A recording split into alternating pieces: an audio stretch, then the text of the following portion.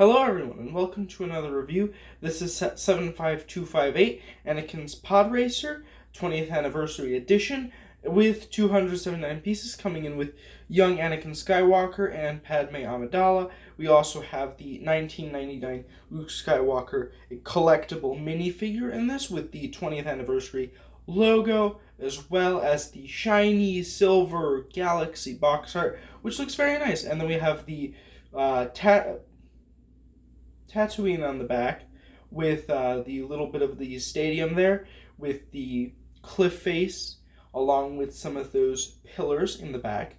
So, without further ado, let me spin this around. We can look at some of the features, like how you can get yourself the 1999 Princess Leia, Lando Calrissian, Darth Vader, and Han Solo in different sets. We get a little bit of the picture of the set from back in the day. We get a look at the features, like the carrying handle being displayed twice here, and also it docked over in the center, with again the box number being 75258. If I take the box out of the way, we can see the set, but more specifically, the minifigs in the set. So I would like to start off by not destroying the base and getting straight into Luke Skywalker.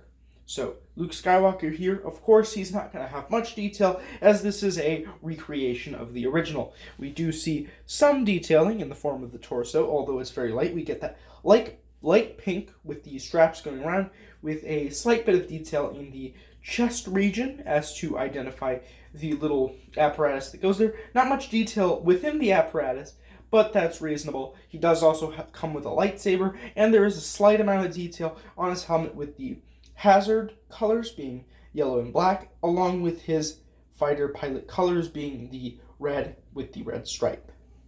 If we turn him around to the back, the unique part, if I don't knock over the ship in the process, is the 20 years on the back, which is very nice, with Lego Star Wars over at the very bottom in very small text. If I take off the helmet, there's no dual face, right? But the front face, if you didn't get a good look at it, is relatively standard. Not too much expression, but it's there.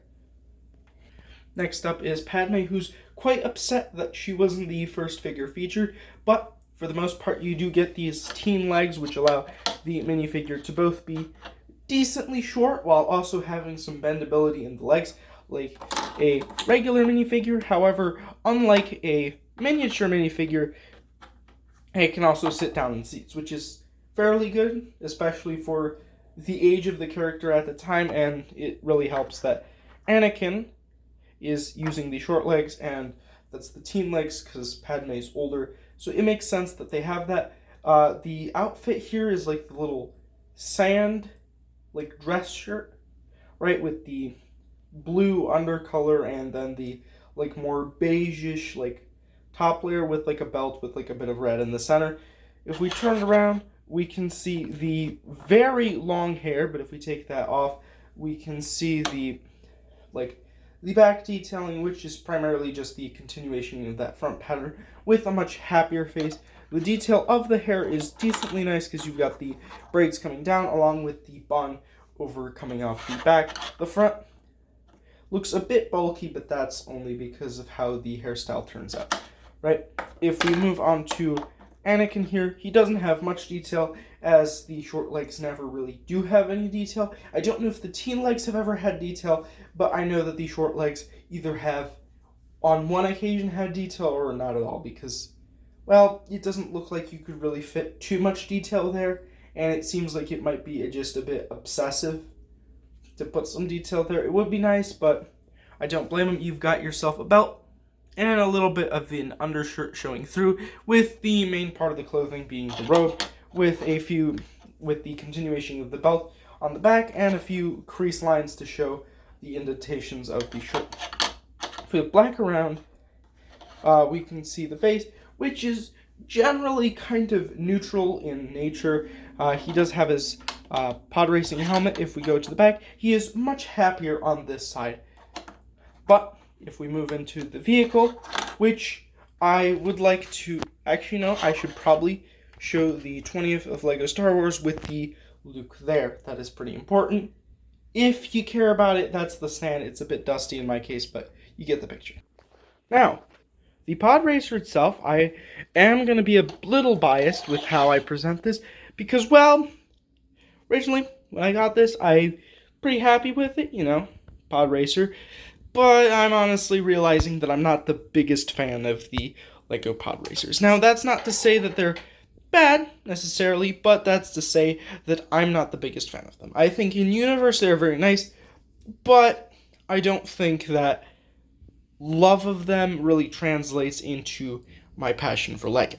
So, what I will say is I think the engines are very well made, right? You can definitely see that there's a lot of detail. It is very difficult to kind of rotate it because of how it tilts. We do have the electrical connection here, and this large clear rod which connects everything together, which is nice. You do get a lot of small details in the engine, which I think is very nice. You get a lot of just different pieces and pieces that you wouldn't really see, like a few swords and such. You do get this nice bronze color, which is very nice to see. There's a lot of like hinge pieces, which kind of help form the shape of it together. It is a little bit flimsy at times or in some places, but for the most part, it's not going to fall off on you unless you're physically trying to. You can also explode the engines by just moving them apart, right? So you can have a bit of playability in that department, but for the most part, you're just going to be swooshing this thing around. Now, the cockpit itself looks fairly decent if you ignore the dust. There's quite a bit of dust on it, but there's a bunch of sticker detail in this area, and I have to say that is probably a disappointing aspect, that there is just a ton of stickers. You've got 6 for the wings and then a bunch for this like cockpit area, which is very unfortunate because they're quite annoying, but you can easily fit Anakin Skywalker into the cockpit if I can grab him and lift up his arms, because otherwise he's probably not going to have a good time piloting this thing.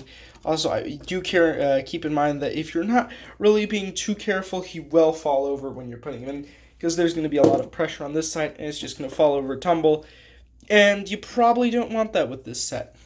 But there he is. He's chugging along with his pod racer here, and yeah, like I said, it does fall over a decent amount if you're just pushing it about. For the most part, if you're like holding it here, it's not going to do too much.